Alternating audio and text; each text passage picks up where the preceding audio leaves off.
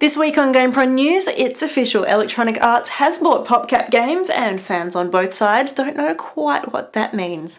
A new announcement from Firemint appeals to tiny secret agents. Surreal MMO Glitch gets even weirder as a groundbreaking Japanese developer joins the team. Call of Duty Elite slips into an invitation-only beta. A shiny new Polish company takes us to a dystopian future full of robots. Rise of Nightmares is given the OK in Australia. There's some good news and some bad news for comic book fans, and things get really strange in the world of video game films.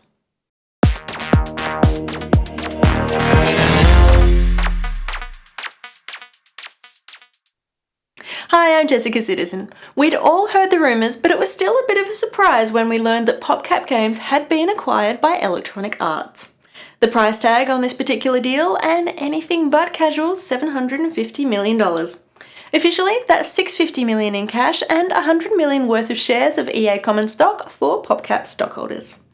The deal is expected to be finalised next month, and PopCap is already joking about the company's new electronic overlords. In a post on the PopCap website, we were treated to a short list of changes that we could expect following the acquisition. Favourites included Peggle, Dead Space, Bjorn's Breakfast, Sim Zuma, the Swamp Life Edition, and Bejeweled Battlefield Blitz. Sure, they were kidding, but I have seen more than a few people suggesting they'd be quite happy with an annual edition of Plants vs. Zombies. Meanwhile, the deal might not be as sweet as we once thought. Electronic Arts has also announced that it needs to borrow a whopping $550 million in order to pick up the developer. Needless to say, share prices at the software giant are looking a little wobbly at this stage, as EA calls for institutional buyers to take on senior convertible notes by the close of trading on July 20th. Now, while we're talking about casual games and Electronic Arts, Australian studio Firemint has just announced its new project, the first to be released since the company was acquired by EA back in May of this year. We'd been teased by the character Agent Squeak in February, and now we found out just what the little rodent's up to. He's got a starring role in the next big game for iPhone, Spy Mouse.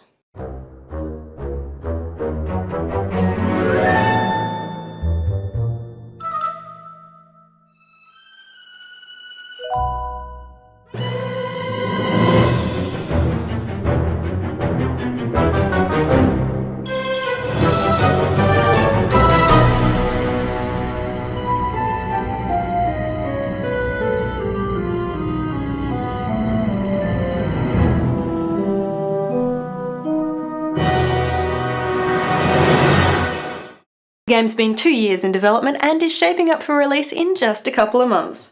Company CEO Rob Murray says that Spy Mouse is simple, compelling and deep, which is a big call for a big-eared animal sent on a dangerous mission of cheese retrieval.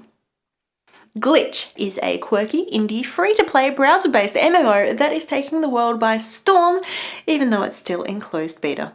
It's already something a bit special, but this week it got even better with Keita Takahashi joining the Tiny Speck development team. Don't know the name? Maybe you're familiar with his early work, the creator of Katamari. The man has more imagination in his little finger than many people have in their entire body, and snagging him was no small feat. Takahashi has been keeping fairly quiet since early last year when the iPhone version of Nobi Nobi Boy was released, saying in interviews that he was dissatisfied with the state of video game development and threatening to take his creative talents off to design playgrounds instead of video games. It looks like Stuart Butterfield and his crew have said the right things though. Takahashi has now relocated his entire family to Vancouver to join the team, and he's already started blogging his thoughts about this exciting new project. Another exciting new project, even if it is a bit less cute and cuddly, is Call of Duty Elite, the new social gaming platform in the works from Activision. It's been designed to ship with Call of Duty Modern Warfare 3 later this year, but the guys at Activision and Beachhead Studios have rolled out the beta a little early, meaning that you can taste test the new technology as long as you're using an Xbox 360. Elite is designed to supercharge the Call of Duty experience, focusing on 3 key areas: connect, compete, improve. It'll do this by giving gamers more control over who they play with or against, hosting events and competitions, and dynamically tracking player statistics and performance. A PlayStation 3 version of the beta is also being planned, so stay tuned for more details on when you'll be able to get your hands on it. Poland might not be known as a hotbed for game development, but there have been some fabulous games that have come out of the European country. Now, developers who have worked on at least 3 of those games, Painkiller, Bulletstorm and The Witcher 2 Assassins of Kings, have joined forces to create a new studio which they've called Flying Wild Hog.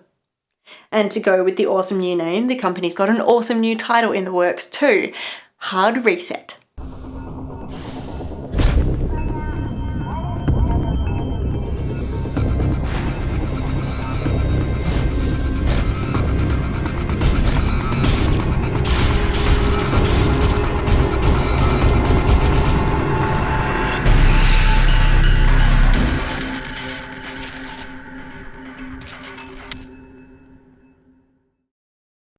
Hard Reset is set in a dystopian cyberpunk future where humanity is under threat by hordes of robots.